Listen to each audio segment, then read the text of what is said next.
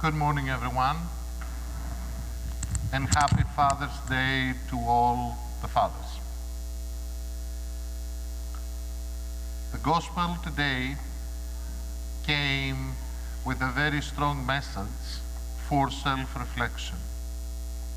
The Lord said that the eye is the lamp of the body, and if the eye is sound, is clear, then the whole body is bright. Otherwise, if the eye is dark, then there is darkness in all the body. And alas, if darkness is perceived for light.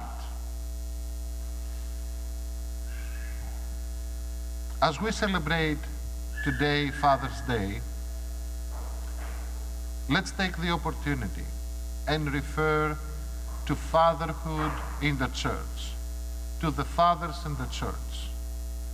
We as Orthodox Christians like to always quote the fathers of the church. We say the fathers of the church this, the fathers of the church that. Sadly, we quote the fathers more than we read the fathers. And sometimes we hear people they're being very enthusiastic and zealous about the faith, saying the fathers of the church saying something that is completely against the Orthodox piety and spirituality. But let's go to the true fatherhood in church.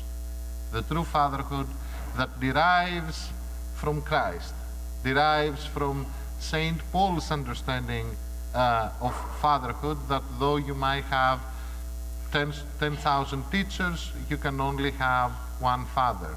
And he was seeing the communities and the churches that he founded and established and guided as his spiritual children. So often we like to point fingers on others and say, you know, the fathers of the church and the fathers of the church.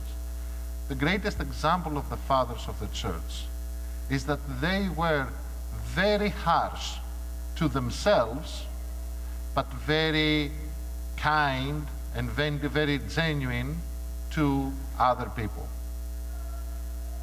That's one clue. The other thing is that the fathers of the church, before teaching, before trying to guide anyone else, they started by fixing themselves. You know, we say one of the three fathers ever named theologian in the church is Saint Gregory the Theologian. And indeed, his writings are of exceptional, profound theological context.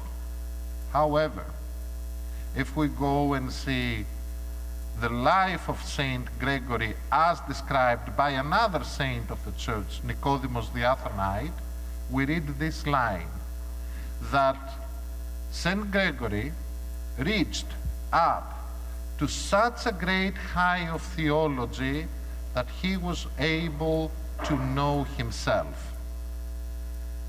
Once again, his theology went up so high that made him able to know himself.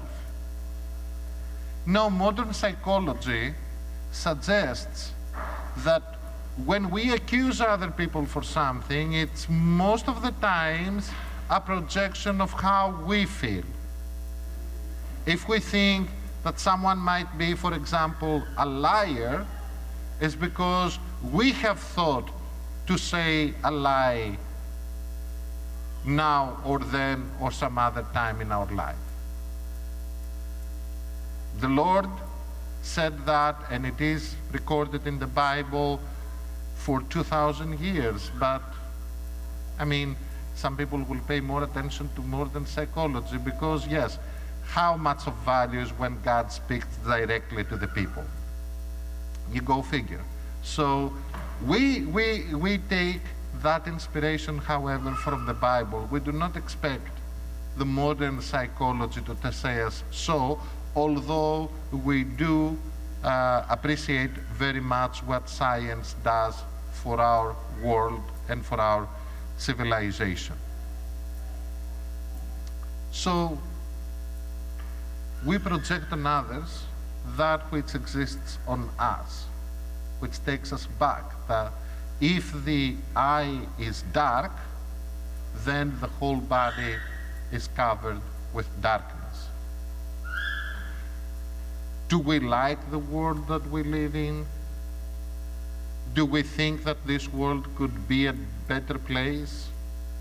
Then it's up to us to change it. Up to us to change it. Let's take a minute and think that for every evil that exists in the world, we have our share. Because we have not prayed enough.